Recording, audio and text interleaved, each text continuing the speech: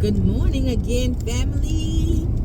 Listen, I want to say this right here. My sister, Mimra, if I pronounced it right, I responded to you in the comment section. You asked a question, and I want to also share something else, a different scenario that may be on my mind. But like I said, you asked a question about if we are repeating the same cycles. Does that mean we have not learned our lessons, or we find ourselves back at the same place where we were before?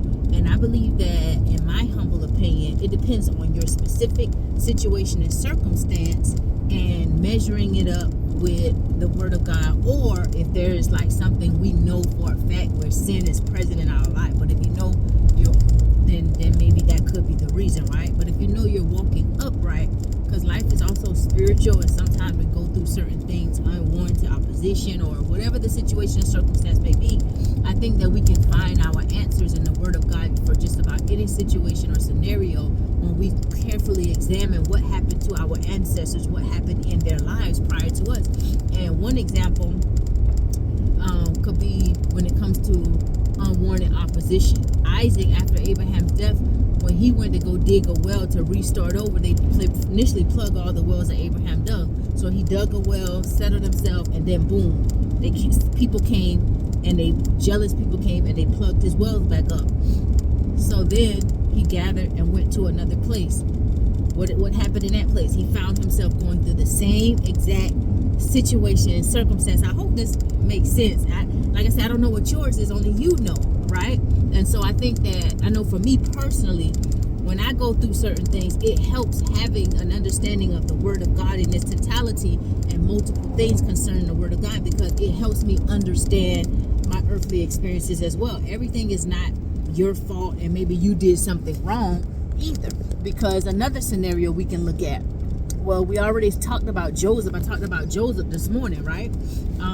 He found himself in multiple situations of hardship, and it wasn't even about him. It was about where God was leading him to, where God needed him to be, so that he could be in a position for promotion to take possession in his latter days. And then, what was I going to say?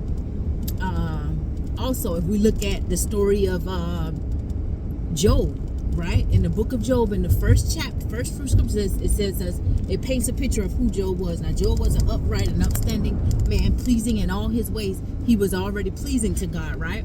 But what did Job find himself in? He found himself losing things back to back, painful things,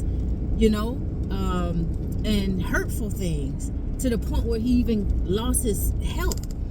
And it was like, okay, the whole point of that was what? God needed Job, God allowed Satan to test Job, but in the end, God restored Job. So it really wasn't even about Job so much to speak.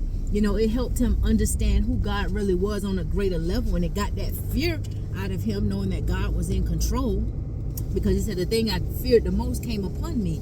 But also, he told God, he said, forgive me. He said, because I'd only known what I heard about you. Now I have seen you. I have learned you. I know you for myself. You see what I'm saying? And so he got to know God for himself at this point. And God began to restore him. And God was still pleased with him. That's why all of his friends that were religious, he had friends that were religious leaders. And God told him, out of all that Job been going through, all his trials, his friends were there supposed to be in comforting him, but they were grieving his spirit because they didn't have eyes to see. And so God said he wasn't going to hear from them unless Job prayed for them. God was displeased with them, and they were religious leaders.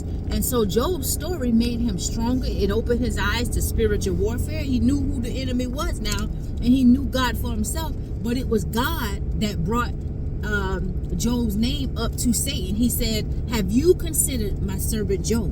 God asked Satan that. So God knew what he wanted to do. He wanted to test Job, and he wanted to use Satan to do that, right? And so the battle was also between Satan and God. God said, Satan kept saying, the only reason he honored you because you done build a hedge of protection around him. See? So he was proving Job, and he used Satan to prove Job, right? And so that's another scenario.